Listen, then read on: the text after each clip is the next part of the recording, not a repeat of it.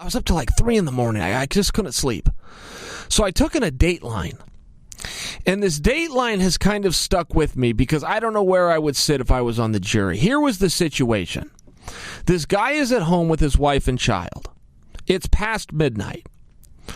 Somebody is in his garage robbing him. So he goes into the garage, and he actually goes out. So this is relevant to the story. He leaves the house and circles around to the garage. So he doesn't come into the garage from the house. He comes in from the outside. But the problem with him doing that is now the bad guy has no way to escape. So the homeowner has a shotgun with him. And when the homeowner realizes this guy's got no way to escape except past me, and he said, I also couldn't see him. There was no lights on. But I heard something that sounded like metal scraping the concrete floor. He said, I've got a bunch of tools in there. I've got some rakes, some shovels, but I've also got some wrenches. I thought he had picked one of those up, so now I think he's armed with a weapon of some sort. And I realized because of the way that I approached him, he has nowhere to go except past me. So he gets scared and he pulls the trigger. Shoots and kills a guy. In fact, he fired 4 shots, and he said they were somewhat at random. He didn't know where the guy was. He just kept shooting. And the kid died. Now, on first glance, I thought, well, there's not a whole lot to see here. My basic understanding of the law, if somebody breaks into your house, particularly at past midnight, and in addition, if you've got your family home, I don't even know if you need to add those other details. I believe by the law, if somebody breaks into your house, you have the right to use force, including deadly. I don't actually know that. And that can change from state to state. That's not federal law. But that's my understanding. That's what I think we can do here in Oregon. I actually don't know. But when I saw this, I thought, okay, self-defense. So then the story starts to come out. And it changed things. The homeowner had been robbed twice before.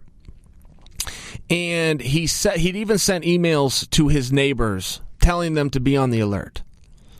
So he left his garage door open, almost in hopes, or at least the way the cops tried to look at this, almost in hopes that this person would come back. He then had the loaded gun ready. He then had a security camera that he rigged and set up in there. There was actually a baby monitor, but it served as a camera. So he could look and see if somebody had broken back into the garage. And when the person came, the homeowner jumped up, grabbed the gun, and said to his wife, it's showtime. I don't see that personally as a juror as that big of a deal. I suppose you're going to say something. I would hate to be judged in that moment when I've got a home intruder that may or may not be armed and may or may not be there to do me or my property harm. But they chose to judge him for that. And they said because he said it's showtime and because he left the garage door open, that not only was he encouraging the intruder to return, but he was excited about the intruder returning because they believed he wanted to shoot and kill him. For me as a juror, that's a stretch. I'm having a hard time with that even as I'm telling you guys about this now. So one of those shows that I watched, I almost wish I had it watched because it affected me. And I can't quit thinking about it. What would have I done in this case? But they ultimately charged him with murder, not manslaughter, not homicide. They charged him with murder. And they came to a couple of conclusions for that. One is that the garage door was open. 2, his wife had put, because they'd already been robbed twice before, the wife had put a purse right inside of the garage. The police felt that was entrapment. She said, no, we just keep getting robbed, and I really wanted to steal this purse because in the purse I put things that would trace back to me. For example, she put in a prescription bottle, but the bottle had her name and birth date and address on it.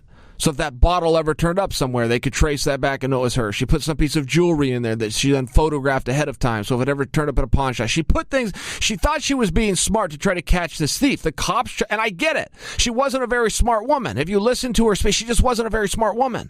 She was more than happy to offer this information, thinking it would offer a defense to her husband. Thinking it would add to support of, yes, we were worried and we were fearful and we had broken into twice before. And if they came back a third time, we wanted them to take something that would maybe help us catch them. Well, that ended up backfiring on them. The DA looked at that and said, look, that was entrapment. You left the garage door open. You left something there that you thought that they would want in the form of a purse. You had security cameras, and then you snuck around so that the burglar had no way to escape. so that you had the rightful ability to shoot him. Oh, and by the way, you said that you heard something scrape against the concrete before you started firing that sounded like metal. There was nothing around the guy. There was no pipes, there was no tools, there was no rakes, there was no hose in his hand. And they used this all against him, and they convict him 80 years for murder. And I was just looking at it, man, I don't know what to do. If I was on a jury, I don't know. I don't know that I would have looked that far into it. Did the guy break into the house? Yes or no? Okay.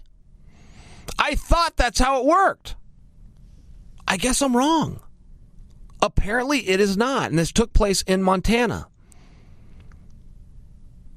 So they had to go off of what Montana law said, and what the law said is that somebody breaks into your home, you have the right to meet them with equal force. For me, that is not very clear. I don't completely know how to interpret what equal force means.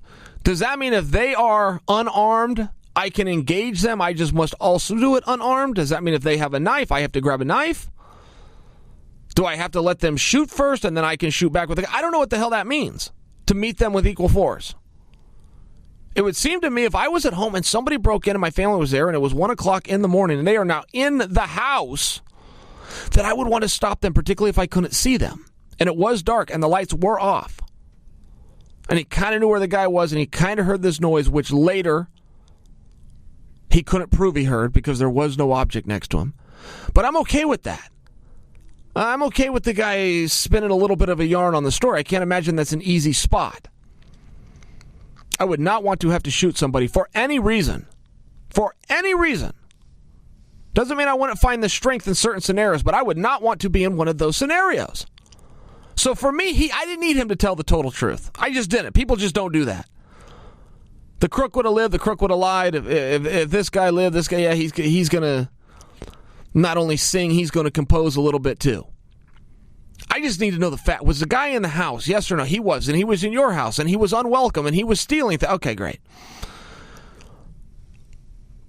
But that's not how they saw it. And I don't even know that I'm right on that. I've had about a day. I've been asking myself this question. But I think if I was on the jury, I would have a hard time convicting a homeowner who was being victimized of a crime.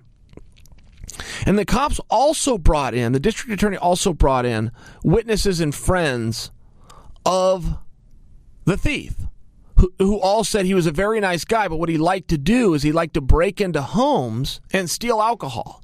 As a matter of fact, that's what we were all doing. This was like a thing in our school at that time. It was even called something. But you didn't harm anybody. You didn't come in with a weapon. And you didn't steal objects. You just grabbed some alcohol to go take to your friends. I don't know that that's relevant.